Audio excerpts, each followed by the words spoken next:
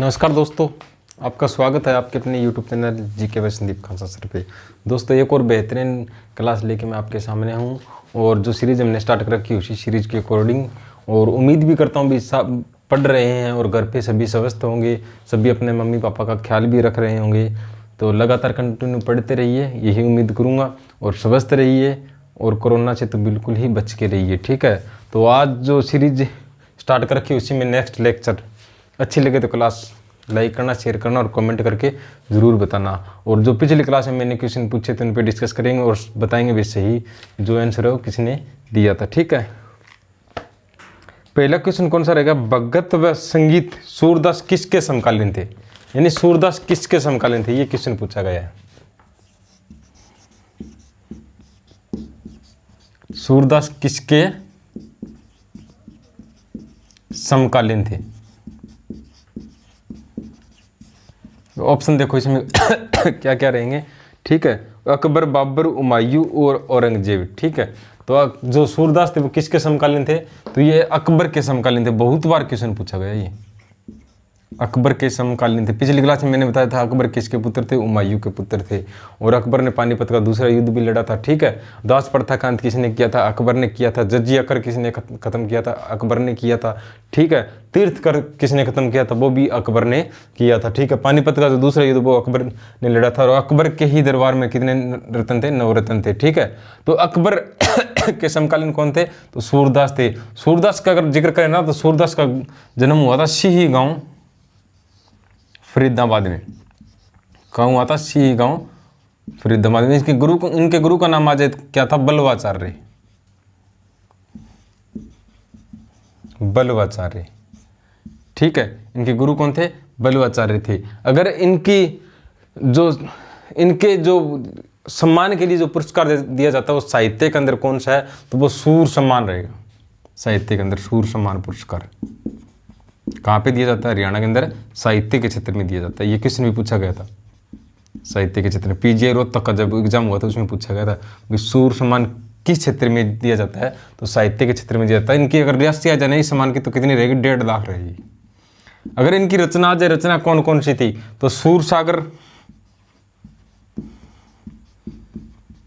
सूर सारावली, सूर सारावली, और कौन सी रहेगी? साहित्य लेरी। साहित्य लेरी इनकी रचना रहेगी। ये क्वेश्चन यहां से बन सकते हैं। यानी क्वेश्चन क्या पूछा गया था? सूरदास थे वो किसके समकालीन थे? तो अकबर के समकालीन थे। ठीक है, और जन्म कहाँ हुआ था? तो इनका सिही गांव फरीदाबाद में इनका जन्म हुआ था। ठीक है, और इनकी जो रचना थी वो कौन सी थी? सूर सागर और सूर सारावली और साहित्य लहरी। ठीक है, गुरु का नाम आ जाए तो बल्लवाचार्य। और इनके जो लिए सम्मान के लिए कौन सा सम्मान दिया जाता है? सूर सम्मान। किस क्षेत्र में? साहित्य क्षेत्र में। और कितना इनाम दिया जाता है? 1.5 लाख रुपए इनाम दिया जाता है। यानी ये क्वेश्चन हम यहाँ से आगे बन सकते हैं। अगला क्वेश्चन कौन सा रहेगा? अति प्राचीन वट वृक्ष जिसे गीता ज्ञान से संबंधित माना जाता है, कहाँ है वो? यानी जब गीता ज्ञान, गीता का उपदेश दिया गया तो वो किस वृक्ष के नीचे दिया गया था? तो वो बरगद का वृक्ष था, वट वृक्ष के नीचे दिया गया था। और वो कहाँ है ये पूछा गया है। तो ऑप्शन कौन कौन सा रहेगा इसमें? देखो, पेवा, ज्योतिसर, मानेसर और अमीन। तो कहाँ रहेगा वट वृक्ष? वो ज्योतिसर के अंदर। ज्योतिसर के अंदर कौन सा वृक्ष रहेगा? वट वृक्ष रहेगा। और क्या हुआ था यहाँ पे? यहाँ पे क्या हुआ था? गीता का उपदेश दिया गया था। गीता उपदेश किसने दिया था? श्री कृष्ण ने दिया था। श्री कृष्ण ने किसे दिया था? अर्जुन को दिया था। तो यानी क्वेश्चन क्या पूछा गया है? अति प्राचीन वट वृक्ष जिसे गीता ज्ञान से संबंधित माना गया कहाँ है? तो वो रहेगा ज्योतिसर के अंदर। ठीक है, यानी जो बरगद का वृक्ष है वो कहाँ रहेगा? ज्योतिसर के अंदर रहेगा। और क्या हुआ था यहाँ पे? गीता का उपदेश दिया था श्री कृष्ण भगवान ने अर्जुन को दिया था। यानी आपसे क्वेश्चन पूछ लीजिए महाभारत का युद्ध कहाँ हुआ था? महाभारत का युद्ध तो ये हुआ था कुरुक्षेत्र के अंदर। कब हुआ था? तो 900 ईसा पूर्व हुआ था। 900 ईसा पूर्व। और महाभारत की रचना किसने की थी? वेद व्यास ने की थी। वेद व्यास ने। ये क्वेश्चन भी पूछा गया। यानी महाभारत का जो युद्ध हुआ था कुरुक्षेत्र के अंदर हुआ था। और प्राचीन नाम आ जाने महाभारत का क्या रहेगा? जय संहिता रहेगा। ठीक है, और ऑप्शन कौन सा? पेवा पेवा क्यों मशहूर है? पेवा के अंदर अभिलेख मिले भाई, अभिलेख मिले। कहाँ मिले? पेवा के अंदर, पेवा के अंदर। और राजा मिहिर का अभिलेख मिला, राजा मिहिर का अभिलेख जो 9वीं शताब्दी का है। और तो इसमें क्या है, यहाँ पे पता चलता है यहाँ पे क्या था, घोड़ों का व्यापार होता था, घोड़ों का व्यापार होता था, पेवा अभिलेख से पता चलता है। और एक अभिलेख और भी मिला है जो राजा महेंद्रपाल का है, पेवा अभिलेख के अंदर राजा महेंद्रपाल का 905 ईसा पूर्व का अभिलेख है, 905 ईसा पूर्व। इससे क्या पता चलता है, यहाँ पे मंदिरों के निर्माण का पता चलता है भाई। यानी क्वेश्चन क्या पूछा गया था, अति प्राचीन वट वृक्ष जो गीता ज्ञान से संबंधित है वो कहाँ रहेगा? तो ज्योतिषर के अंदर रहेगा। ज्योतिषर के अंदर क्या हुआ था, गीता को उपदेश दिया था वट वृक्ष के नीचे। श्री कृष्ण ने किसको दिया था? अर्जुन को दिया था। तो कब दिया था ये? 900 ईसा पूर्व, जब महाभारत का युद्ध हुआ था।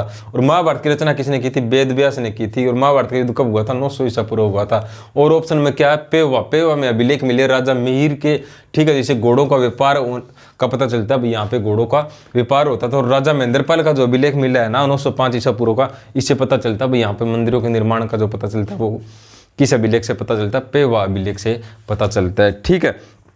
अगला क्वेश्चन कौन सा रहेगा? बॉक्सिंग का पावर हाउस हरियाणा के किस नगर को कहा जाता है? बॉक्सिंग का पावर हाउस हरियाणा के किस नगर को कहा जाता है? बॉक्सिंग का पावर हाउस।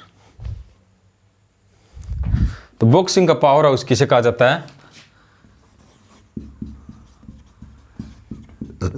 बॉक्सिंग का पावर हाउस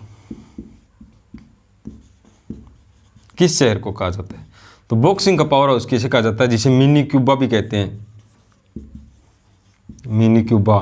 जिसे हरियाणा का छोटा काशी भी कहते हैं, छोटा काशी। हरियाणा भारत का आज छोटा काशी किसे कहते हैं? तो वो किसको कहते हैं? भिवानी को कहते हैं भाई। तो यानी इन तीनों का ऑप्शन क्या रहेगा? आंसर क्या रहेगा? भिवानी रहेगा। भिवानी को क्या कहते हैं? बॉक्सिंग का पावर हाउस। मिनी क्यूबा भी किसे कहते हैं? भिवानी को कहते हैं। छोटा काशी मंदिरों की अधिकता के कारण कहते हैं भी, मंदिरों की अधिकता के कारण, अधिकता के कारण क्या कहते हैं? छोटा काशी कहते हैं। और नवग्रह कुंड के कारण आज छोटा काशी कौन सा रहेगा? कैथल रहेगा। जब महाभारत के युद्ध के बाद में श्री कृष्ण के कहने पर युधिष्ठिर ने नवग्रह कुंड जो था ना उसका निर्माण किया था, तो नवग्रह कुंड के कारण छोटा काशी किसे कहते हैं? कैथल को कहते हैं। लेकिन छोटा काशी मंदिरों की अधिकता के कारण आ जाए तो किसे कहते हैं? भिवानी को कहते हैं, ठीक है। ये पूछा गया बॉक्सिंग का पावर हाउस किसे कहते हैं? भिवानी को कहते हैं। और ऑप्शन कौन सा रहेगा इसमें? देखो, सोनीपत, रोहतक और सिरसा। सिरसा वन नगरी किसे कहते हैं? सिरसा को कहते हैं। राजा सार्स की नगरी, राजा सार्स की नगरी, सार्स की नगरी किसे कहते हैं? सिरसा को कहते हैं। सोनीपत को हर एग्जाम में यहां से क्वेश्चन पूछा गया इस टॉपिक से, जो जिलों के उपनाम या प्राचीन नाम वहां से हर एग्जाम के अंदर क्वेश्चन पूछा गया, ठीक है। सोनीपत से क्या है? Sonprasth, Sonprasth education city, education city. और क्या कहा गया? इसे गोल्डन सिटी, स्वर्ण नगरी भी किसे कहा गया? सोनीपत को। एटलस सिटी, एटलस सिटी किसे कहा गया? सोनीपत को। अब बात करें रोहतक की, तो एजुकेशन हब,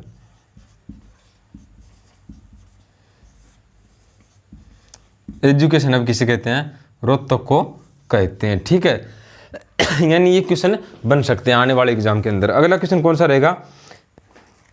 राष्ट्रीय राजधानी क्षेत्र में कौन सा नगर शामिल नहीं है? मैंने यूट्यूब पे भी ये पोस्ट किया था। एक लड़के ने कहा था सर ये इतने आसान क्वेश्चन मत डाला करो, उसमें भी कुछ बच्चों ने गलत कर रखा है। हमेशा ही बताता हूँ भाई, कोई भी क्वेश्चन होता ना वो मुश्किल नहीं होता और इतना भी आसान नहीं होता। एग्जाम के अंदर क्या करते हैं बच्चे, जब एग्जाम देने के बाद बाहर निकलते हैं ना तो पेपर देखते हैं, ओहो ये 2 क्वेश्चन तो मेरे को आ रहे थे और ये मेरे गलत हो गए। अगर इस बात से सहमत हो ना तो कमेंट करके जरूर बताना, जो मैं आगे जो बोलने वाला हूँ। बच्चे क्या कहते हैं एग्जाम देने के बाद जब बाहर निकलते हैं एग्जाम सेंटर से, ओहो, ये 2 क्वेश्चन तो मेरे को आ रहे थे और ये दोनों मेरे गलत हो गए। ठीक है, हर बच्चा यही कहता है, हर बच्चा 100% मैं इसकी गारंटी देता हूँ। और जब रिजल्ट आता है ना, तब देखता भाई अगर मेरे 2 क्वेश्चन और सही होते ना तो मेरा रिजल्ट सही होता, यानी मैं पास हो जाता, मेरा लिस्ट में नाम आ जाता। ठीक है, यानी आपको हमेशा ही क्या करना है, जो आपको आता है ना वो सही करना है। ठीक है, यानी जो आसान क्वेश्चन होता है ना वही एग्जाम के अंदर गलत होता है, और जो आपको नहीं आता ना उसको सीखना है। जो आता है ना उसको तो सही करना सीख जो, और जो नहीं आता ना उसको सीख लो, आपका एग्जाम क्लियर हो जाएगा। जो कंपटीशन होता है ना उसका मतलब ये नहीं होता भाई आप ज़्यादा नंबर लेके जाओ। ज़्यादा नंबर तो तुक्का मारने से भी आ सकते हैं, लेकिन जो 90 मिनट के अंदर आपको 90 क्वेश्चन अटैम्प्ट करने होते हैं ना, उसका मतलब होता है भाई आपका IQ लेवल कितना है, आप कितने सही कर सकते हो। लगभग हर बच्चा ये कहता है मेरे 2 या 3 क्वेश्चन जो आ रहे थे वो गलत हो गए, और जब फाइनल लिस्ट लगती है ना वही 2 या 3 नंबर होते हैं जहाँ से सिलेक्शन रुकता है। तो यानी कोई भी क्वेश्चन इतना आसान भी नहीं होता और कोई भी क्वेश्चन इतना मुश्किल भी नहीं होता, अपने ऊपर डिपेंड है। मैं हमेशा ही कहता हूँ जो आता है वो सही करना सीख लो, और जो नहीं आता ना वो आप सीख लो, आपका सिलेक्शन है ना पक्का है। तो अगर इस बात से सहमत हो ना तो कमेंट करके ज़रूर बताना। अगला क्वेश्चन हमारा कौन सा रहेगा? राष्ट्रीय राजधानी क्षेत्र में कौन सा नगर शामिल नहीं है, यानी ये NCR राष्ट्रीय राजधानी क्षेत्र, राष्ट्रीय राजधानी क्षेत्र कौन सा नगर शामिल नहीं है? ऑप्शन देखो, इसमें ऑप्शन कौन से रहेंगे? सोनीपत, गुरुग्राम, हिसार और फरीदाबाद। सोनीपत, गुरुग्राम, हिसार और फरीदाबाद।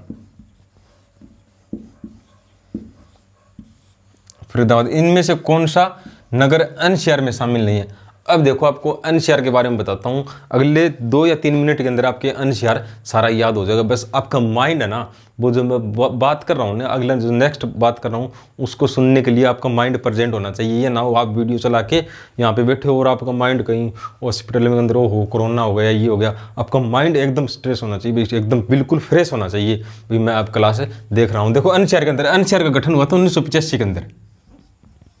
अगर आ जाए NCR का गठन कब हुआ था तो 1985 के अंदर हुआ था।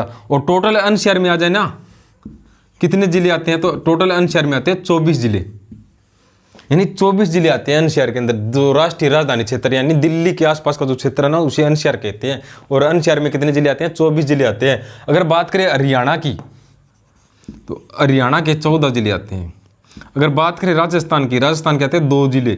और बात करें यूपी की तो यूपी के आते हैं 8 जिले। यानी टोटल कितने हो गए? ये 24 जिले हो गए। अब देखो हरियाणा के जो 14 जिले वो आपको किस तरीके से याद करने हैं, आपको रट्टा नहीं मारना, समझना है। तो हरियाणा के कितने जिले बताए मैंने? हरियाणा के 14 जिले बताए।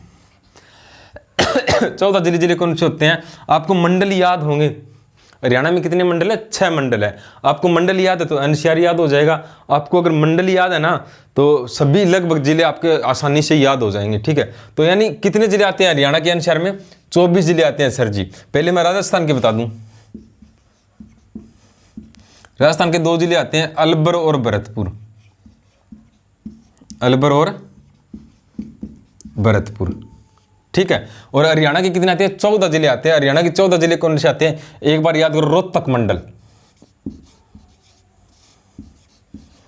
रोहतक मंडल में कितने जिले आते हैं? रोहतक मंडल में 5 जिले आते हैं, और पांचों के 5 जिले NCR में आते हैं। रोहतक,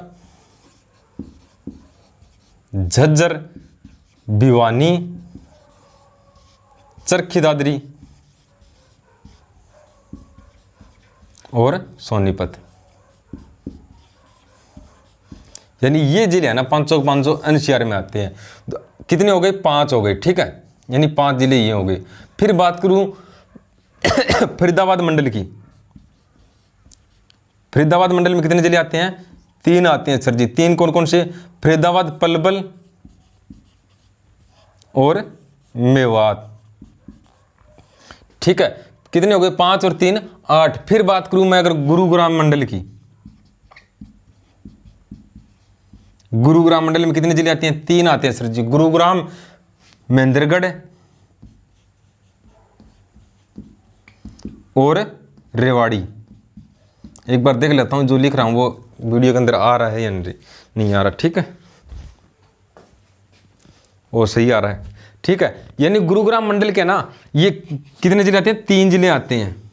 ठीक है सर जी, अब 5 और 3 8 और 3 11, अब 3 बच गए। 3 कौन से मंडल से आएंगे? तो करनाल मंडल के 2 जिले आते हैं, करनाल और पानीपत। करनाल मंडल के 2 जिले कौन से आते हैं? करनाल और पानीपत। कैथल नहीं आता भाई इसका। अब गुरुजी एक बच गया, तो एक कौन सा रहेगा? हिसार मंडल का एक जिला कौन सा रहेगा? वो जींद। यानी 14 जिले हो गए। 5 और 1 6, 6 और 3 9, 9 और 3 12 और 2 14। यानी हरियाणा के कितने आते हैं? एनसीआर के अंदर कितने जिले आते हैं? तो एनसीआर के अंदर हरियाणा के 14 जिले आते हैं। सबसे आसान याद रहेगा, रोहतक मंडल के 5 जिले, गुरुग्राम मंडल के 3, फरीदाबाद के 2, फरीदाबाद के 3 और करनाल मंडल है ना उसके 2 जिले, पानीपत और करनाल। और हिसार मंडल का जाए तो एकमात्र जींद जिला है जो एनसीआर में आता है। और अब हरियाणा के कुल क्षेत्रफल की बात आ जाए तो एनसीआर में कितने आएंगे? कुल क्षेत्रफल का 57% क्या आता है? एनसीआर के अंदर आता है। अभी 57% जो हरियाणा का क्षेत्रफल है ना वो एनसीआर में आता है। यानी 14 जो जिले आते हैं वो एनसीआर में आते हैं। 57% जो क्षेत्र है वो एनसीआर में आता है। यानी क्वेश्चन क्या पूछा गया? राष्ट्रीय राजधानी क्षेत्र एनसीआर में कौन सा जिला नहीं आता? अब ऑप्शन में देखो, सोनीपत तो सर रोहतक मंडल के अंदर आ गया। गुरुग्राम खुद एक मंडल है। ठीक है, फरीदाबाद भी एक मंडल है। यानी ये तीनों मंडल है ना, रोहतक याद कर लेना, गुरुग्राम और फरीदाबाद, ये इनके जिले हैं ना सभी वो एनसीआर में आते हैं। अब बच गया हिसार। हिसार का मैंने हिसार मंडल का एक जिला बताया था, कौन सा बताया था? जींद। यानी जींद आता है हिसार मंडल का, ना कि हिसार खुद आता है एनसीआर में। तो ये ऑप्शन कौन सा रहेगा? हिसार रहेगा। यानी एनसीआर में कौन सा जिला नहीं आता? हिसार जिला नहीं आता। ठीक है, उम्मीद करता हूं दोस्तों आपको सभी के सभी एनसीआर में याद हो। यानी गठन कब होता है एनसीआर का? 1985 के अंदर। कितने जिले आते हैं टोटल? भारत के 24 जिले आते हैं। राजस्थान का अलवर और भरतपुर। यूपी का नेक्स्ट वीडियो के अंदर बता देंगे। जब भी नेक्स्ट क्वेश्चन और आएगा ना एनसीआर के बारे में तब यूपी का बता दूंगा। हरियाणा के 14 जिले आते हैं, कौन सा? रोहतक। फिर उसके बाद रोहतक के बाद झज्जर, भिवानी, चरखी दादरी, सोनीपत, मैंने बता दिया आपको कैसे याद करना है। फिर फरीदाबाद, पलवल, मेवात, फिर गुरुग्राम, महेंद्रगढ़, रेवाड़ी। ठीक है, करनाल, पानीपत और जींद, ये जिले आते हैं एनसीआर के अंदर। अगला क्वेश्चन कौन सा रहेगा? थोड़ा साफ कर देता हूं। अच्छी बात है, साथ के साथ अपने टॉपिक भी क्लियर हो रहे हैं। जो बच्चा क्लास कंटिन्यू लगा रहा ना उसको तो अच्छे तैयारी हो रही है। जो बच्चा नहीं लगा रहा, हाँ मैंने आपको बच्चों को एक काम बोला था वो अभी तक आपने नहीं किया। मैंने 2 वीडियो पहले बोला था, आज तीसरी वीडियो है। आपके ऊपर डिपेंड, अभी सपोर्ट करोगे या नहीं करो, मेरा तो काम है कि आपको कंटिन्यू क्लास दूँ। ठीक है, अगला क्वेश्चन कौन सा रहेगा? सबसे बाद में गठित जिला कौन सा है? मेवात, पंचकुला, पलवल और कैथल। ऑप्शन में देखो, सबसे बाद में गठित, यानी मैं ये जो पेपर जो आपको करवा रहा हूँ ये लगभग 2016 से पहले का है। ठीक है, ये याद रख लेना। सबसे बाद में गठित जिला कौन सा है? मेवात, पलवल, पंचकुला और कैथल। सबसे बाद, इसमें ऑप्शन में देखो कौन सा है? सबसे बाद में कौन सा जिला गठित है? इसमें पलवल। वैसे बात करें ना आज चरखी दादरी रहेगा। चरखी दादरी जो बाद में 2016 के अंदर, 16 नवंबर 2016 के अंदर। पलवल की बात करें तो 15 अगस्त 2008 में गठित हुआ था। 15 अगस्त 2008 में गठित हुआ। हरियाणा गठन के समय कितने जिले थे? 7 जिले थे। अभी 22 के 22 जिले देखो मैं आपको कैसे याद करवाता हूं। हरियाणा गठन के समय कितने जिले थे? थोड़े हिसाब कर देता हूं, सही आ जाएंगे। हरियाणा गठन के समय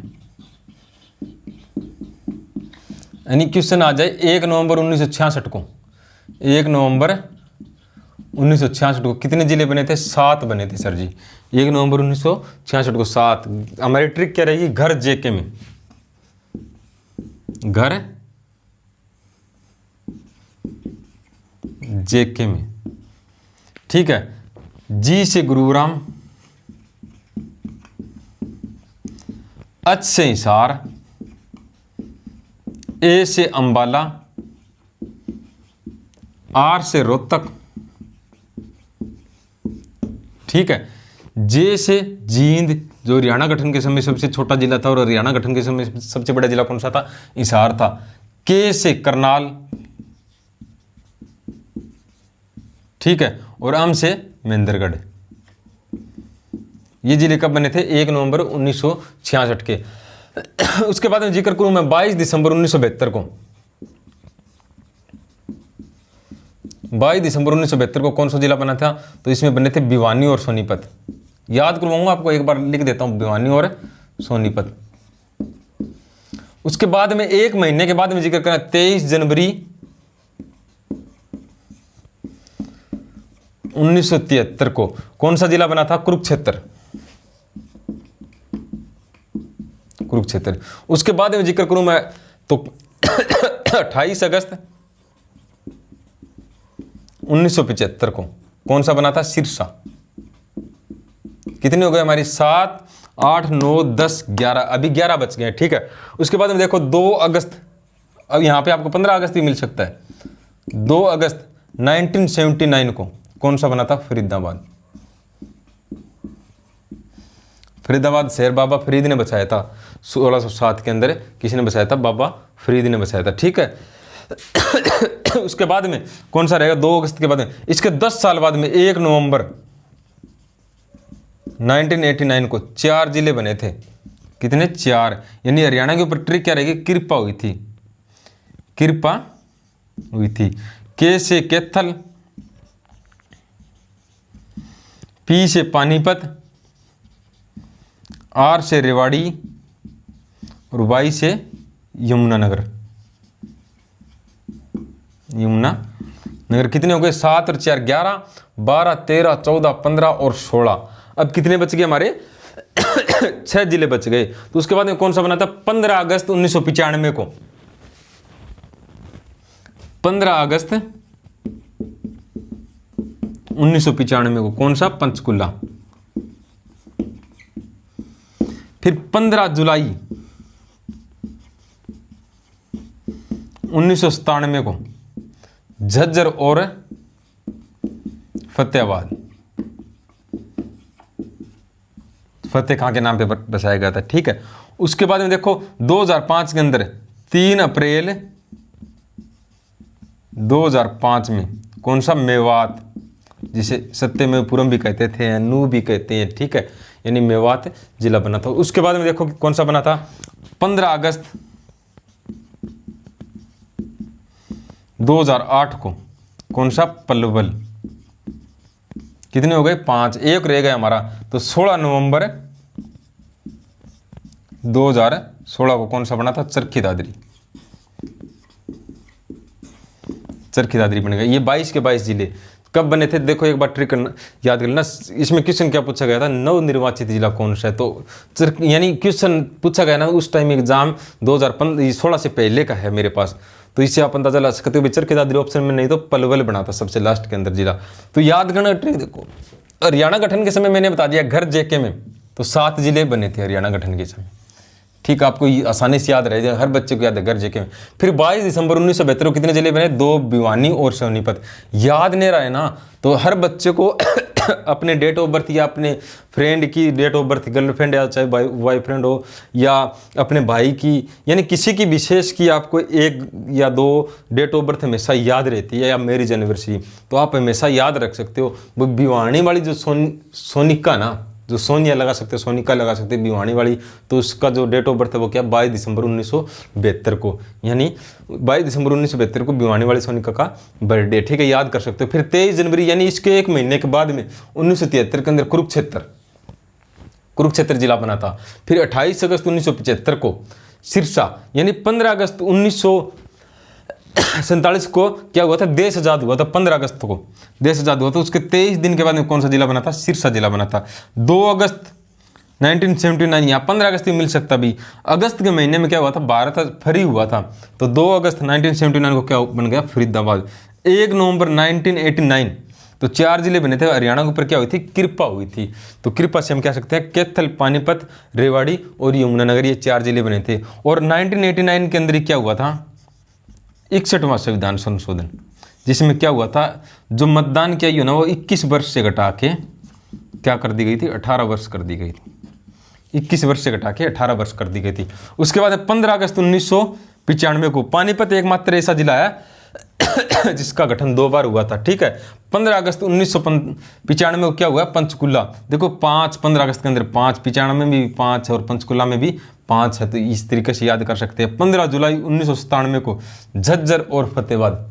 15 जुलाई 1997 को कौन सा जिला बना, फतेहाबाद और झज्जर, ठीक है। 3 अप्रैल 2005 को कौन सा बना है, मेवात।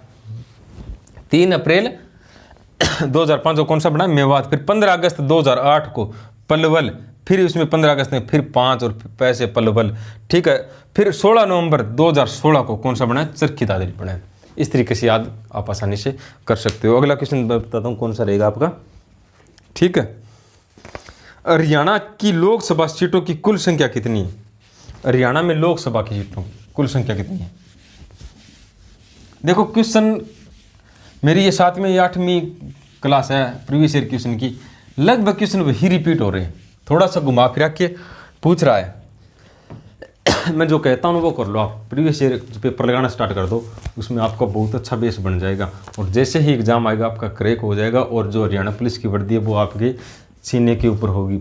और सबसे ज़्यादा प्राउड होगा ना वो आपके मम्मी पापा को होगा। मदर्स डे पर एक दिन सभी बच्चों ने क्या किया था, अपनी मम्मी की फ़ोटो लगा ली थी, I love you mummy, I love you माँ, ठीक है, मदर्स डे के ऊपर। उसके बाद में क्या है, उसके बाद में बच्चों के जो स्टेटस लग रहे हैं वो अमित रोहतक क्या लग रहे हैं, ठीक है। लाडू लाडू के बोरा बोरा के लाडू, वो गाना है ना, वो लूट ले गई, ठीक है। तो यानी उसके बाद में सैड सॉन्ग और ऐसे कर देंगे वैसे कर देंगे वो लग रहे हैं। अरे सबसे पहले आप अपनी मम्मी पापा से एक बार पूछ तो लो वो क्या चाहते हैं। वो कुछ नहीं चाहते, बस आप अच्छा करियर बने, आपके अच्छे बच्चे हों और आप अच्छे लाइफ जियो, बस इसके सिवा वो कुछ नहीं मांगते, आपसे कुछ नहीं मांगते, कोठी बंगला गाड़ी कुछ नहीं मांगेंगे, वो आपकी खुशी मांगेंगे। और आप अभी आपके पास इतना टाइम है, आप मेहनत करके उनको खुश कर सकते हो। क्योंकि आज ही आप अपने आप से एक वादा कर लो, भाई जब तक भगवान ना मेरे मम्मी पापा को ऐसा कुछ ना करे जब तक मैं उनके सपने पूरे ना कर दूं, ठीक है। और जिस दिन आप जॉब लग जाओगे और पहली सैलरी लेके आओ ना, तो सबसे पहले अपने मम्मी पापा के लिए ड्रेस लेके आना। क्योंकि आज जब देखो अभी तो कोरोना काल चल रहा है, लॉकडाउन चल रहा है, लेकिन जब बच्चे कोचिंग सेंटर जाते हैं, कॉलेज जाते हैं, तो वो 500 रुपये का पिज़्ज़ा खा जाते हैं, कहते हैं पार्टी करेंगे, 500 रुपये का पिज़्ज़ा खा जाते हैं। और मैं आपको बताना चाहूँगा 500 रुपये का पिज़्ज़ा खा जाते हैं, और 500 रुपये तो क्या आपको 200 रुपये के अंदर आपके मम्मी पापा के जूते आ जाते हैं दोनों के। तो यानी वो आप एक बार स्ट्रगल देखो उनका, वो हमारे लिए कितना कुछ कर रहे हैं और हमसे क्या उम्मीद रखते हैं, बस सिर्फ हमारी खुशी, बच्चों की खुशी रखते हैं, ठीक है। उनके जीते जी आप आज ही एक शपथ ले लो, अपने आप से वादा कर लो, भाई इनके जीते जी मैं इनका सपना पूरा करूँगा, सपना पूरा करूँगी, तभी आप सक्सेस होंगे। और आज से ही मेहनत स्टार्ट कर दो, ठीक है। यानी जब तक देखो जाना सभी को है, बस मैं दुनिया के अंदर 2 ही सत्य मानता हूँ, एक जन्म और एक मृत्यु, ठीक है, बाकी सब मोह माया है। तो यानी जाना सभी को है, लेकिन पता भी नहीं चलता भाई, शाम को जब सभी परिवार वाले एक साथ सोते हैं और सुबह देखते हैं भाई आज किसी का मम्मी चली गई, आज किसी का पापा चले गया, तो भगवान इससे किसी के साथ ना करे, लेकिन उनके जीते जी आप उनके सपने पूरे कर दो। अगर उनके जाने के बाद आप चाहे कुछ भी अचीव कर लेना, पूरी दुनिया जीत लेना, लेकिन वो नहीं आएंगे देखने के लिए, ठीक है। तो आज ही अपने आप को वादा करो भी मैं जब तक मेरे मम्मी पापा है मैं तब तक चैन से नहीं सोऊंगा जब तक उनके सपने पूरे ना हो जाएं। तो आज से ही अपनी लगन, और हाँ एक एजुकेशन, पढ़ाई ही एक ऐसा मात्र है जिससे आप अपने मम्मी पापा के, अपने बच्चों के सपने पूरे कर सकते हो, ठीक है। तो मैं सभी बच्चों से उम्मीद कराऊंगा भी आप लगातार पढ़ते रहो, कंटिन्यू, ठीक है। तो अगला क्वेश्चन मैं आपसे कौन सा करूँगा, हरियाणा की लोकसभा सीटों की कुल संख्या कितनी है। लोकसभा सीटों की बात करें तो हरियाणा में कुल कितनी सीटें हैं लोकसभा, कितनी सीटें हैं राज्यसभा, कितनी सीटें हैं विधानसभा की, कितनी सीटें हैं, ये क्वेश्चन पूछा जा सकता है। लोकसभा की कितनी रहेगी, 10 सीटें रहेगी, और राज्यसभा की 5, जिसे क्या कहते हैं, निम्न सदन कहते हैं संसद का। राज्यसभा को उच्च सदन कहते हैं, उच्च सदन, और लोकसभा को निम्न सदन। और विधानसभा की कितनी सीटें रहेंगी, 90 सीटें रहेंगी। आरक्षित क्षेत्र राज्य लोकसभा में कितने रहेंगे, 2 रहेंगे। मैंने पिछली वीडियो में बताया था, सिरसा और अंबाला, ठीक है। और 90 सीट विधानसभा इसमें कितने आरक्षित क्षेत्र रहेंगे, तो इसमें रहेंगे 17। अब बच्चे में जो मैं क्वेश्चन पूछता हूँ वो बताएंगे भाई संविधान के अंदर कौन से अनुच्छेद में लोकसभा और राज्यसभा का वर्णन है। कमेंट करके बता देना। मैंने पिछली वीडियो के अंदर भी ये क्वेश्चन अच्छी तरह से एक्सप्लेन किया था। तो ठीक है, अगला क्वेश्चन हमारा कौन सा रहेगा, सोनीपत जिले के खेड़ी गुजर गांव में कौन सा तीर्थ स्थल है। सोनीपत जिले के खेड़ी गुजर गांव में कौन सा तीर्थ स्थल है। अब मैं बताता हूँ क्वेश्चन कैसे घुमा के पूछा गया है। सोनीपत जिले के अंदर पूछा गया है, खेड़ी गुजर गांव, खेड़ी गुजर गांव, तो कौन सा तीर्थ रहेगा, सतकुंभा तीर्थ, सतकुंभा तीर्थ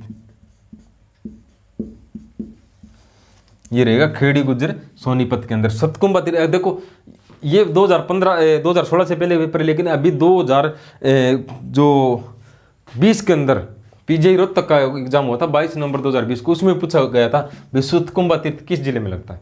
सतकुंभा तीर्थ है ना, ये किस जिले के अंदर है, तो सोनीपत के खेड़ी गुजर गांव में रहेगा। ये घुमा के क्वेश्चन पूछ लिया गया, यानी क्वेश्चन यही पूछे जाते हैं, लेकिन बच्चे क्या होते हैं एक ही रट्टा लगा रहते हैं, लेकिन एक क्वेश्चन से आप 10 आंसर बनाना सीखो, आपका सिलेक्शन हो जाएगा। ठीक है, अगला क्वेश्चन हमारा कौन सा रहेगा, पिंजौर में स्थित गार्डन का नाम क्या है। पिंजौर के अंदर कौन सा गार्डन है, rose garden, Yadavindra garden, Sultanpur garden या कर्ण लेक गार्डन।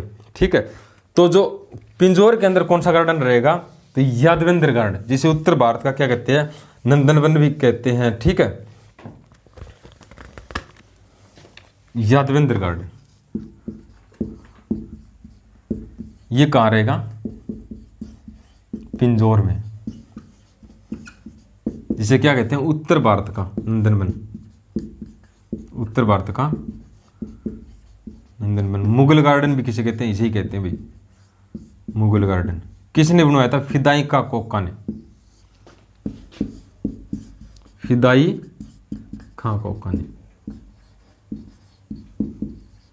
और यहां पे क्या लगता है, आमों का मेला लगता है भाई, आमों का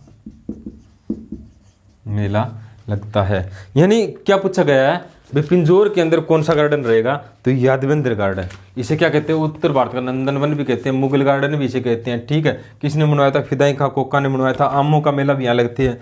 अब पूछे रॉक गार्डन, तो रॉक गार्डन कहाँ रहेगा, रॉक गार्डन ये रहेगा चंडीगढ़ के अंदर। इसका जो किसने बनवाया था, नेकचंद सैनी ने,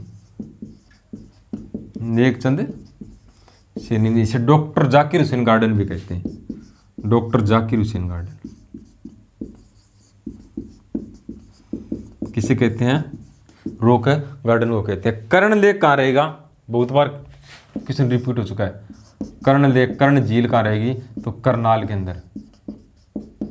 और कौन सा ऑप्शन है इसमें, सुल्तानपुर गार्डन,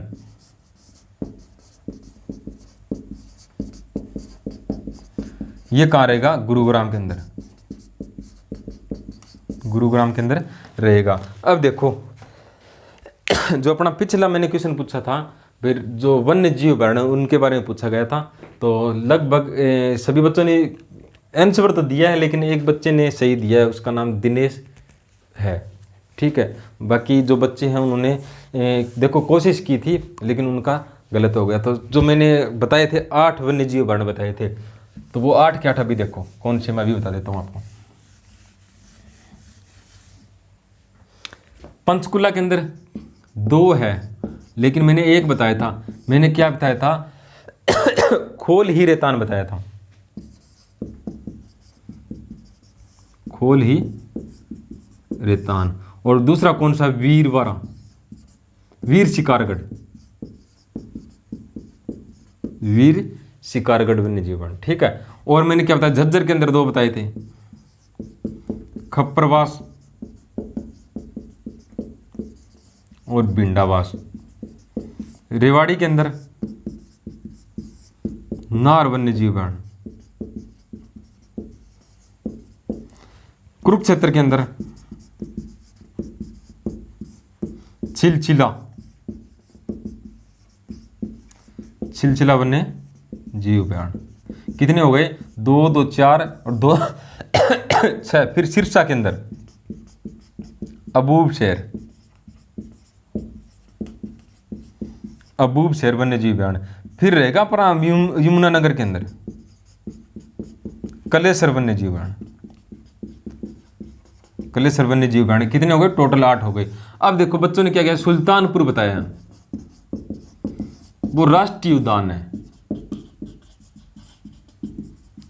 राष्ट्रीय उद्यान रहेगा। कहाँ रहेगा? ये गुरुग्राम में, ठीक है। एक कलेसर राष्ट्रीय उद्यान भी है, ये कहाँ रहेगा? ये यमुनानगर में रहेगा। यानी थोड़ा सा कॉमन सेंस लगाया करो, आसान क्वेश्चन हमसे गलत होते हैं और वही सिलेक्शन रोकते हैं, ठीक है। मैंने सभी बच्चों से उम्मीद की थी भाई सही बच्चे देंगे, लेकिन सभी बच्चों का मैं ये नहीं कहता भाई गलत है, उन्होंने कोशिश की है। कोशिश करने वालों की कभी हार नहीं होती, हमेशा ही, चाहे ऑफलाइन हो चाहे ऑनलाइन हो, मैं बच्चों से हमेशा ही कहता हूँ जो आपको गलती करनी है वो क्लास के अंदर कर लो। मायूस मत हो ना आपका क्वेश्चन गलत हो गया, जो गलती करनी है वो एग्जाम से पहले कर लो। और जब वो आपको 90 मिनट मिले ना, 90 मिनट आपको मिले, उसके अंदर गलती नहीं होनी चाहिए, ये इंपॉर्टेंट है। इंपॉर्टेंट ये नहीं है भी आपने आज गलती की है, आपने आज गलती करके कुछ सीखा है। आने वाले जब 90 मिनट होंगे ना, उसमें अगर ये गलती आपने सुधार करके ले गए ना, हमेशा ही कहता हूँ जो आता है वो उसको सही करना सीख लो, और जो नहीं आता ना उसको सीखने की कोशिश करो, ठीक है। यानी जिस बच्चे ने गलत किया वो आगे लाइफ टाइम में नहीं भूलेगा। आप कोई भी एग्जाम दे के आए और उसमें आपका जो एक क्वेश्चन गलत हो गया ना, आपके माइंड में आज तक वो सेट है, आपके दिमाग में आज तक वो जगह बनाए हुआ है, क्योंकि आप वो क्वेश्चन देखते ही हो ये तो उस एग्जाम में आया था और मेरा गलत हुआ था, आप कभी नहीं भूलते। अगर आज आपने ये क्वेश्चन भूला ना तो आप कभी भी नहीं भूलोगे आगे ये गलत बताया था, आगे कभी भी नहीं भूलोगे, ठीक है। उम्मीद करता हूँ आगे जो मैंने आज क्वेश्चन पूछा है राज्यसभा और लोकसभा का किस अनुच्छेद में वर्णन है, तो वो भी आप सही बताएंगे, ठीक है। भी क्लास कैसी लग रही है बच्चों से? उम्मीद तो करता हूँ भी आप 5 सब्सक्राइब तो करा ही सकते हो, लेकिन आपकी मर्जी है, किसी को फोर्स भी नहीं कर सकते। अपना काम है पढ़ाना, हम अपना कर्म कर रहे हैं, आप अपना कर्म कर रहे हो, भी पढ़ रहे हो। और जिस दिन आप पढ़ लिख के जब जॉब मिल जाएगी और एक मैसेज भी डाल दोगे कमेंट बॉक्स में, सर आपकी पढ़ाई में से इतने क्वेश्चन आए और मेरा सिलेक्शन हो गया, उसी दिन हमें बहुत खुशी मिलती है, ठीक है। अगला क्वेश्चन कौन सा रहेगा? दारूहेड़ा औद्योगिक क्षेत्र किस राष्ट्रीय राजमार्ग पर स्थित है? दिल्ली जयपुर, दिल्ली रोहतक, दिल्ली अम्बाड़ा, दिल्ली आगरा। दारूहेड़ा कहाँ रहेगा? रेवाड़ी के अंदर। Dharuhera hero Honda motorcycle, hero Honda motorcycle कहाँ बनती है? दारूहेड़ा में। तो ये कहाँ रहेगा? ये दिल्ली जयपुर राष्ट्रीय राजमार्ग पर रहेगा, दिल्ली जयपुर राष्ट्रीय राजमार्ग के ऊपर कौन सा रहेगा? दारूहेड़ा औद्योगिक क्षेत्र रहेगा, ठीक है। अगला क्वेश्चन कौन सा है? Hindustan machine tools HMT limited किस नगर में स्थित है? HMT तो ये कहाँ रहेगी? पिंजौर पंचकुला में, पिंजौर पंचकुला में, पिंजौर पंचकुला में रहेगी। तो अगला कौन सा? कुरुक्षेत्र जिले में सरकारी चीनी मिल किस स्थान पे है? तो सरकारी चीनी मिल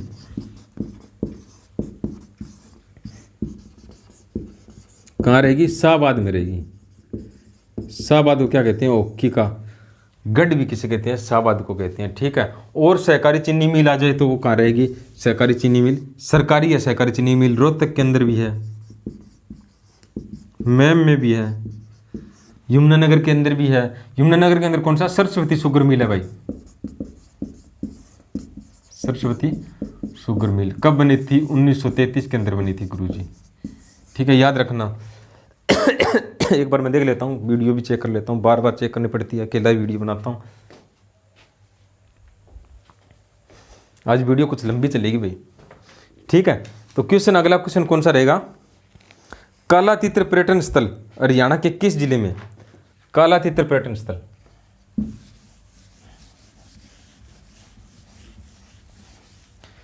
तो कालातीतर बहुत बार बताया मैंने।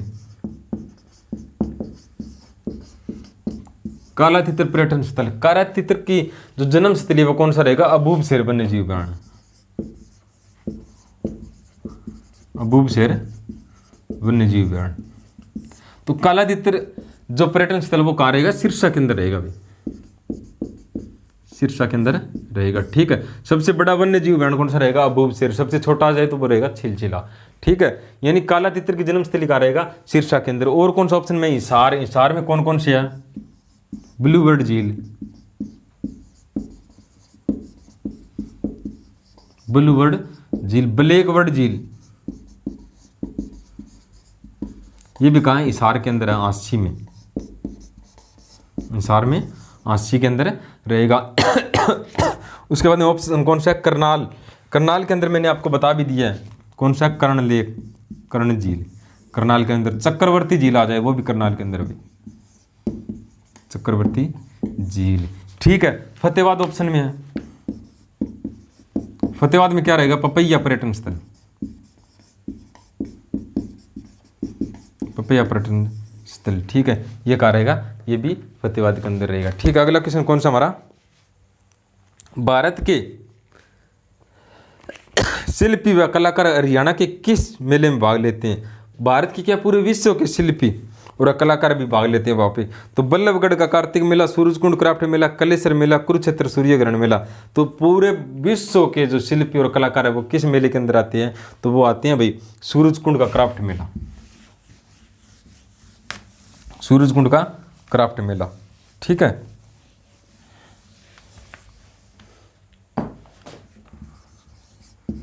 सूरजकुंड का क्राफ्ट मेला कहाँ पड़ता है, फरीदाबाद में, फरीदाबाद के अंदर बैठता है। ठीक है, यानी ये फरवरी महीने के अंदर बहता है। और यहाँ पे सूर्य झील या मयूर झील भी कहते हैं, मयूर झील। इसका निर्माण किसने किया था, अंगनपाल तोमर ने, अंगनपाल तोमर ने इसका निर्माण किया था। और उसने क्या किया था, सूर्य झील, एक सूर्य मंदिर का निर्माण भी किया था यहाँ पे, कि सूर्य भगवान को ये देवता मानते थे। बाद में इसका नाम क्या है, सूर्य कुंड मेला भरने लगा। कब भरा था, पहली बार 1987 के अंदर भरा था। और जो सहायक राज्य था वो कौन सा, राजस्थान था पहले। ठीक है, अब की बार कौन सा भरना था, 35वां भरना था, लेकिन भरा नहीं क्योंकि कोरोना काल के कारण। 34वां कब भरा था, 2020 के अंदर भरा था।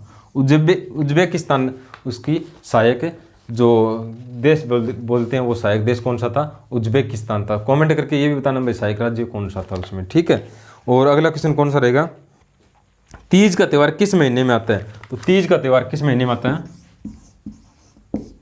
सावन के महीने में आता है भाई। तीज का त्यौहार कब आता है, सावन के महीने में आता है। क्या कहते हैं, हमारे हरियाणा में क्या चलन है इसमें लड़की के ससुराल में क्या बेची जाती है, कोथली बेची जाती है। अब की बार 2020 और 2021 के सारे त्यौहार तो ऐसे ही चले गए, ना कोथली, ना रंग लगाया, ना पटाखे बजाए। ठीक है, ना दशहरा बनाया गया, ना बैसाखी बनाई गई सही तरीके से। तो कोरोना 2 साल हो गए, ऐसे कैसे सब कुछ खा गया। ठीक है, तो इसमें और ऑप्शन कौन था, बैसाख, चैत्र, सावन, कार्तिक। कार्तिक में जो महीना होता है उसमें क्या आता है, दिवाली उसमें आती है। ठीक है, और दशहरा उस महीने में आता है। और बैसाखी की बात करें तो बैसाख महीने के अंदर, अब अप्रैल के अंदर बैसाख महीना आता है। इसमें क्या हुआ था, बैसाखी बोल सकते हैं, इसमें आती है बैसाखी 13 अप्रैल को। 13 अप्रैल को हरियाणा और पंजाब में बैसाखी मनाई जाती है, जब फसल पक के तैयार हो जाती है, फसल कटाई के जो खुशी में मनाई जाती है वो बैसाखी मनाई जाती है। अगला क्वेश्चन कौन सा है, खालसा पंथ की स्थापना किस महीने में हुई थी। खालसा पंथ, इसमें उसमें एक ऑप्शन और भी था, फागुन। फागुन के अंदर क्या मनाया जाता है, होली का त्यौहार फागुन महीने में मनाया जाता है। ठीक है, अगला खालसा पंथ की स्थापना किस महीने में हुई थी तो ये किस महीने में हुई थी, 13 अप्रैल 1699 को गुरु गोविंद सिंह ने की थी। आनंदपुर साहिब में गुरु गोविंद सिंह ने क्या की थी, खालसा पंथ की स्थापना की थी। खालसा पंथ की स्थापना की थी, किसने की थी, गुरु गोविंद सिंह ने। और किस महीने में की थी, बैसाखी, बैसाख महीने के अंदर की थी। ठीक है, यानी इस तरीके से हम ये क्वेश्चन बना सकते हैं। हरियाणा में सदा बहने वाली नदी कौन सी है, तो सबको पता है यमुना नदी। यमुना नदी क्या है, सदा नीरा नदी है भाई, सदा नीरा नदी है। ठीक है, 320 किलोमीटर तक बहती है, हरियाणा और यूपी के साथ में ये नदी बहती है। ठीक है, अगला क्वेश्चन कौन सा रहेगा, गोरौंडा नगर हरियाणा के किस जिले में स्थित है। गोरोंडा।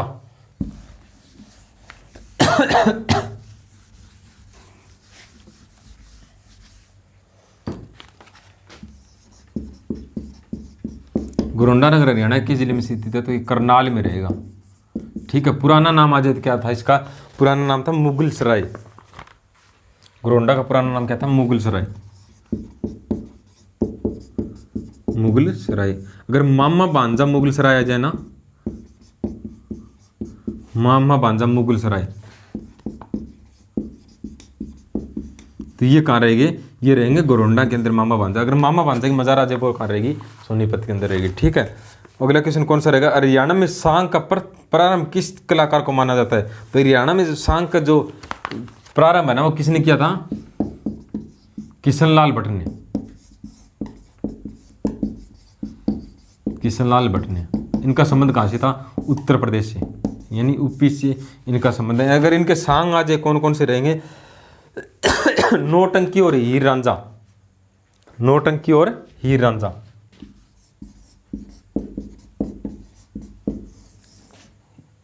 हीर रांझा और नौटंकी। और हरियाणा में, हरियाणा का कालिदास और शेक्सपियर किसे कहते हैं? शेक्सपियर और कालिदास तो किसे कहते हैं? दीपचंद बेमन को। दीपचंद बेमन को क्या कहते हैं? हरियाणा का शेक्सपियर और कालिदास। और दीपचंद बेमन के जो सांग कौन से रहे? गोपीचंद और महाराजा हरिश्चंद्र, यानी दीपचंद के ये रहेंगे। और ऑप्शन में कौन सा है? अली बख्श रहेगा, जिसके जो सांग थे पद्मावत और कृष्ण लीला। ठीक है, और ऑप्शन कौन सा है? मांगेराम। मांगेराम के कौन से है? ध्रुव भगत और नवरत्न, यानी इस तरीके मांगेराम के कौन से रहेंगे? याद करो, ध्रुव भगत और नवरत्न। अगर दीपचंद बेमन के आ जाए तो कौन से रहेंगे? दीपचंद बेमन के गोपीचंद और महाराजा हरिश्चंद्र। ठीक है, अगर आ जाए किशनलाल भट्ट के नौटंकी और हीर रांझा। और ऑप्शन कौन सा? अली बख्श। अली बख्श का कौन सा है? पद्मावत और कृष्ण लीला। तो याद कर सकते हो इस तरीके से। अगला क्वेश्चन कौन सा रहेगा? सुप्रसिद्ध कुतुब मीनार का निर्माण किसने प्रारंभ किया था? सुप्रसिद्ध कुतुब मीनार का निर्माण।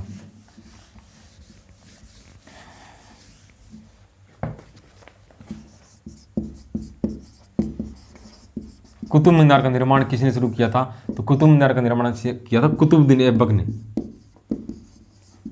कुतुबुद्दीन ऐबक ने, जो क्या था? गुलाम बख्श का संस्थापक था भाई। गुलाम बख्श का संस्थापक कौन था? कुतुबुद्दीन ऐबक। अगर वास्तविक संस्थापक आ जाए तो वो कौन था? इल्तुतमिश। इल्तुतमिश।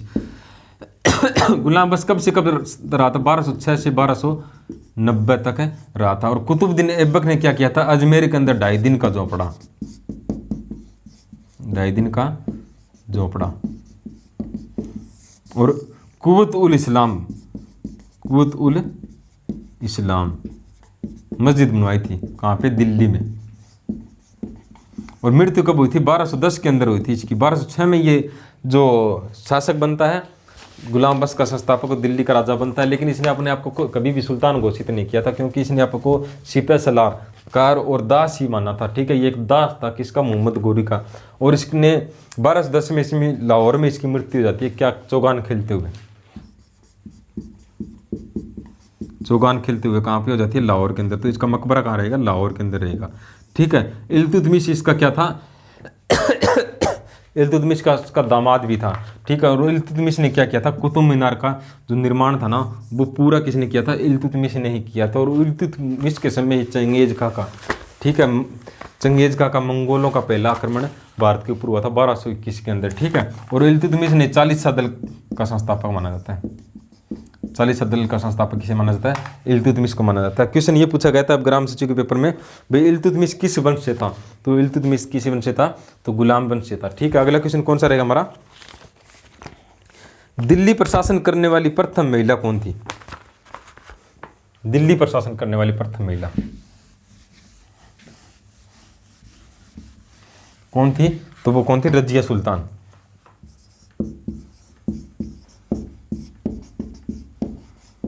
रजिया सुल्तान क्या थी? दिल्ली पर शासन करने वाली पहली महिला। मुस्लिम शासिका कर लो चाहे पहली महिला कर लो, रजिया सुल्तान किसकी पुत्री थी? ये इल्तुतमिश की पुत्री थी। और इससे पहले रुकनुद्दीन फिरोज राजा बना था, लेकिन कहते हैं रुकनुद्दीन फिरोज पे क्या था, उसकी माता शाह तुर्कान का सहायता, और शाह तुर्कान क्या थी, जनता में अप्रिय थी, तो जनता ने हटा के किसे राजा बना दिया था, तो रजिया सुल्तान को बना दिया। और रजिया सुल्तान लड़कों की तरह अपनी कटिंग करवा ली थी, और जो कहते हैं भाई लड़कों की तरह टोपी और कपड़े पहन के ये दरबार में आती थी। तो जो अमीर जो सरदार थे उन्हें यह अप्रिय लगने लगी, और कहते हैं 1240 के अंदर इसने क्या किया था, 1240 के अंदर इसने बठिंडा के सरदार अल्तुनिया से शादी कर ली थी,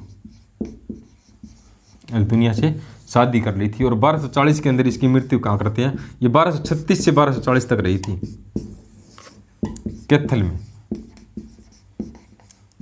कैथल में इसकी हत्या कर देती है इसका भाई बैराम शाह, और इसका एक प्रेमी होता है याकूत, वो इसकी हत्या कहाँ कर देते हैं, तो इसके कैथल में कर देते हैं। यानी रजिया सुल्तान का मकबरा कहाँ रहेगा, रजिया सुल्तान का मकबरा वो कहाँ रहेगा, कैथल के अंदर रहेगा। भाई महिला शक्ति से बच के रख लो, क्योंकि इनकी एक स्माइल आपके 4 या 5 दिन खराब कर देंगी। अगर ये आपकी तरफ से एक छोटी सी स्माइल कर देना, आप जो लड़के होते हैं उनके माइंड में पता नहीं क्या क्या चलने लगता है, और पूरी लाइफ भी बर्बाद हो सकती है। यानी रजिया सुल्तान के चक्कर में अल्तुनिया बठिंडा का जो सरदार था ना, उसका क्या हाल हुआ था 1240 के अंदर, पृथ्वीराज चौहान का क्या हाल हुआ था, रावण का क्या हाल हुआ था, और आज प्रेजेंट के टाइम में आपके सामने है जो बाबा जेल में बैठे ना, वो किसी का ना महिला शक्ति के कारण है। तो इनसे बच के रहो, ठीक है। अगला क्वेश्चन कौन सा रहेगा, किस एक मिनट देख लेता हूँ कहीं और। हाँ, एशियाई सिंह का घर कौन सा है, एशियाई सिंह यानी एशियाई शेर, एशियाई सिंह का घर किसे कहते हैं, इसे कहते हैं गिर राष्ट्रीय उद्यान। ये कहाँ रहेगा गुरुजी, सर जी ये रहेगा गुजरात के अंदर, गिर राष्ट्रीय उद्यान कहाँ रहेगा, गुजरात के अंदर रहेगा, ठीक है। एशियाई सिंह का घर माना जाता है इसे। और गिर एक जो गाय की नस्ल भी गिर कहते हैं, जो गुजरात के अंदर ही फेमस है, ठीक है। और अगला क्वेश्चन कौन सा है, किस संविधान संशोधन के द्वारा मतदान की आयु 21 वर्ष से कम करके 18 वर्ष कर दी गई थी? तो मैंने ये पहले ही बता दिया, 1989 के अंदर 61वां संविधान संशोधन, 61वां संविधान संशोधन कब 1989 के अंदर हुआ था। क्या किया था, 21 वर्ष से घटा के क्या कर दी थी, मतदान की आयु 18 वर्ष कर दी थी, मतदान की आयु 18 वर्ष कर दी थी, ठीक है। अगला क्वेश्चन कौन सा, मूल संविधान में भारतीय नागरिकों को कितने मौलिक अधिकार प्रदान किए गए, मूल संविधान के अंदर। पिछली क्लास में भी संविधान के बारे में क्वेश्चन आया, तो मूल संविधान में कितने अधिकार थे, 7 थे गुरुजी, ठीक है। और अब वर्तमान में कितने, 6 हैं। जो 19A और जो 30 था ना, जैसे संपत्ति का अधिकार था, संपत्ति का अधिकार था, इसे 44वां संविधान संशोधन कब हुआ था सर जी, तो 1978 के अंदर हुआ। 44वां संविधान संशोधन के अनुसार इसे कानूनी अधिकार बना दिया, भाई कानूनी अधिकार बना दिया। और कौन से अनुच्छेद में ले गए इसको, अनुच्छेद 300A में, अनुच्छेद 300A में ले गए, ठीक है। यानी ये क्वेश्चन यहाँ से बनते हैं। संविधान, मूल संविधान में कितने मौलिक अधिकार थे, तो मौलिक अधिकार थे 7, ठीक है। और वर्तमान में कितनी है, 6। जो मौलिक अधिकार था ना, जो संपत्ति का अधिकार, उससे 44वें संविधान संशोधन के द्वारा कानूनी अधिकार बना दिए गए अनुच्छेद 300A के अनुसार। और मौलिक अधिकारों को क्या कहते हैं, मैग्ना कार्टा कहते हैं। और मौलिक अधिकारों की बात करें तो संविधान में कहाँ तक वर्णन इसका, 12 से, अनुच्छेद 12 से 35 तक, अनुच्छेद 12 से 35 तक क्या है, मौलिक अधिकार रहेंगे, ठीक है। एक बार वीडियो भी चेक कर लेता हूँ सही है या नहीं। और तो वीडियो भी काफ़ी लंबी हो गई, 1 घंटे के आसपास वीडियो हो गई है, ठीक है। अगला क्वेश्चन हमारा कौन सा रहेगा, राष्ट्रीय प्रतीक कब अंगीकार किया गया? राष्ट्रीय प्रतीक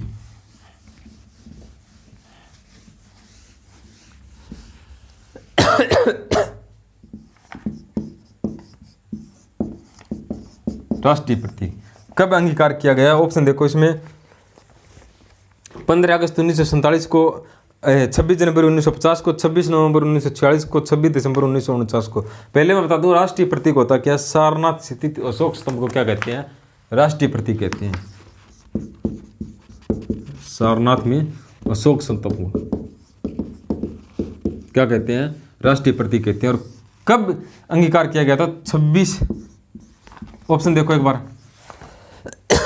15 अगस्त 1947, 26 जनवरी 1950, 26 नवंबर 1946, 26 दिसंबर 1949। तो कब अंगीकार किया गया था? 26 जनवरी 1950 को।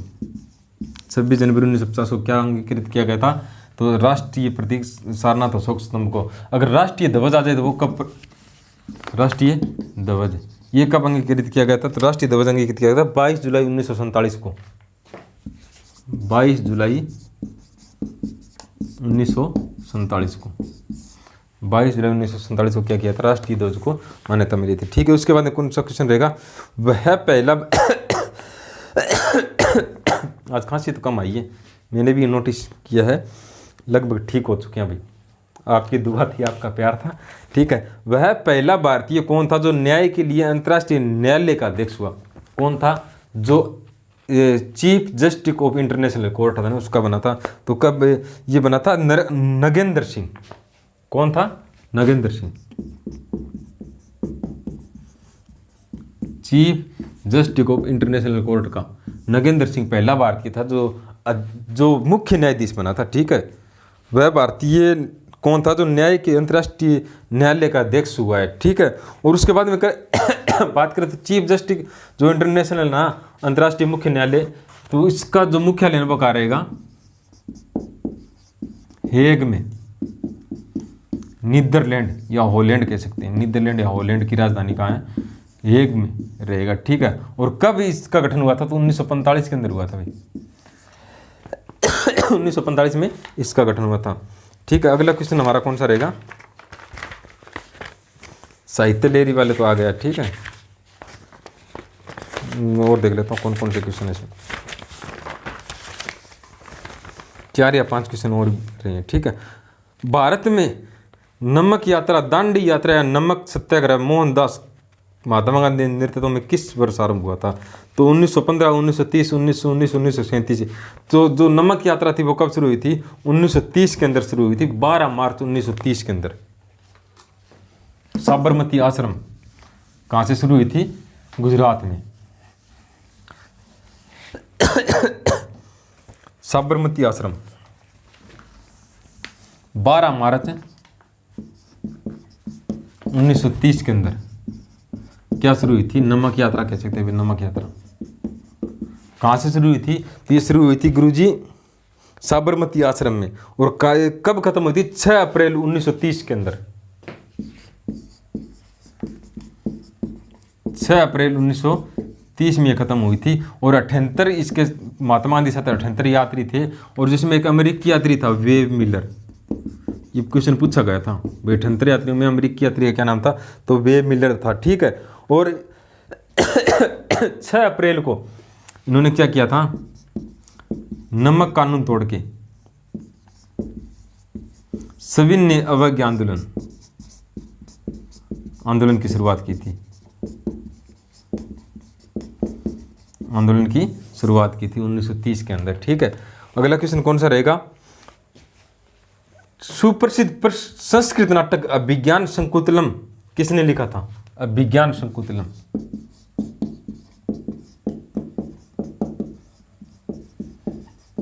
किसने लिखा था? तो ये लिखा था कालिदास ने।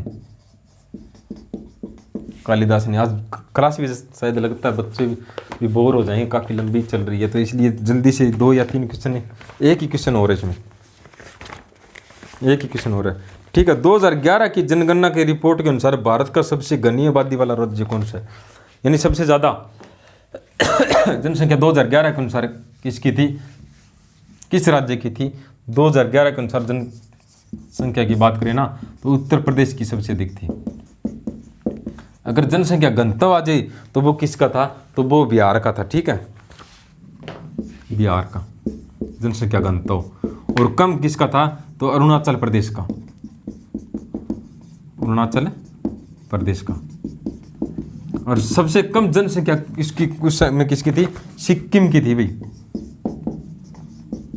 सिक्किम की। ठीक है यानी 2011 की जनगणना के अनुसार सबसे ज्यादा जनसंख्या किसकी थी, उत्तर प्रदेश की।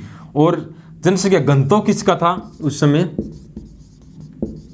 तो बिहार का। सबसे कम जनसंख्या घनत्व किसका था, अरुणाचल प्रदेश का। और सबसे कम जनसंख्या किसकी थी, सिक्किम की थी। और सबसे अधिक पढ़े लिखे उस समय किस राज्य के लोग थे, केरल के। सबसे कम पढ़े लिखे कहाँ के थे, बिहार के थे। और सबसे पहले जो जनगणना हुई थी वो कब हुई थी, वो भारत के अंदर हुई थी 1872 के अंदर, लॉर्ड मेयो के समय में। 1872 के अंदर लॉर्ड मेयो के समय। ठीक है फिर 1881 के अंदर रेगुलर जनगणना शुरू हो गई थी। 10 साल के बाद जनगणना होनी थी। किसके समय, लॉर्ड रिपन के समय, लॉर्ड रिपन के समय शुरू हुई थी। और सबसे जो कम वृद्धि हुई थी ना, वो कब हुई थी, वो हुई थी 1911 और 1921 के बीच में। यानी जनसंख्या कम बढ़ी थी भारत की 1911 और 1921 के बीच में 10 साल थे ना, उसमें भारत की जनसंख्या कम हुई थी। लेकिन तीव्र गति से कब हुई बढ़ी, तो तीव्र गति 1921 के बाद में कहते हैं भी जो भारत की जनसंख्या थी ना, वो तीव्र बहुत तेजी से बढ़ी। अब कारण क्या देखो, 1911 और 19 के बीच में क्या हुआ था, पहला प्रथम विश्व युद्ध हुआ था। प्रथम विश्व युद्ध में जो सभी सैनिक थे ना, वो युद्ध के अंदर बिजी थे, इसलिए जनसंख्या पे फर्क नहीं पड़ा। और 1921 के बाद जब वो छुट्टी लेके आए ना, तो आप अंदाजा लगा सकते हो किस तरीके से जो भारत की जनसंख्या थी वो बढ़ी थी। तो ये थे आज के हमारे important question previous year paper के। ठीक है, क्वेश्चन कम नहीं थे, लगभग 250 से 300 क्वेश्चन इस क्लास से बन गए हैं। और जिस बच्चे को अच्छे लगे ना, तो कमेंट करके बता देना भाई, और शेयर भी कर देना, सभी से उम्मीद चाहूँगा। और आपका प्यार और प्रेम बनाए रखना, और अपनों के साथ अपने घर के अंदर ही रहना, बच्चों का विशेष और अपने मम्मी पापा का विशेष ध्यान रखना। ठीक है, ये और यही दौर है, अकेलापन का भी दौर है, स्ट्रेस भी है, और इतने हम आसपास में देख भी रहे हैं भाई जो माहौल चल रहा है। ठीक है, मेरे गांव में भी रेगुलर हर दिन एक डेथ हो जाती है, तो बच के रहना है सभी को। गांव के अंदर कोरोना घुस चुका है, पॉजिटिविटी बना के रखनी है अपने आप को। जो साइकोलॉजी होता है ना, साइकोलॉजिस्ट हमेशा कहते हैं भाई अपने माइंड के अंदर नेगेटिव थॉट और पॉजिटिव थॉट हमेशा चलते रहते हैं, लेकिन हम किस तरीके से किस चीज़, चाहे कोई भी बात हो या कोई भी टॉपिक हो, उसको किस तरीके से एंगल से देखते हैं, नेगेटिव देखते हैं या पॉजिटिव देखते हैं।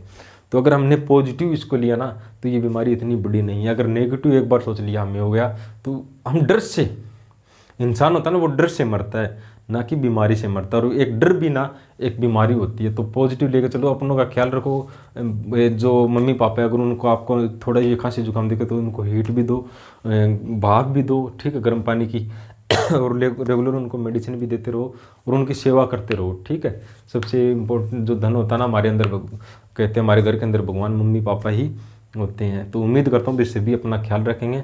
हाँ, क्लास अच्छी लगे तो आपकी मर्जी शेयर भी कर सकते हो। और जो काम मैंने लगातार 3 क्लासों से बोल रहा हूँ, करा दो 5-5 सब्सक्राइबर। लॉकडाउन में मैं भी तो मेहनत कर रहा हूँ, आपको मैंने दिखा दिया कैसे मेहनत करते हैं। अभी नाइट के लगभग रियल सच्चाई बताऊँ तो 12:40 हो चुके हैं। तो वो आपकी मर्जी है, भी मेरा काम है पढ़ाना, मैं मेरा कर्म कर रहा हूँ, आप अपना कर्म करना। क्लास अच्छी लगे तो कमेंट करना। जय हिंद, जय भारत।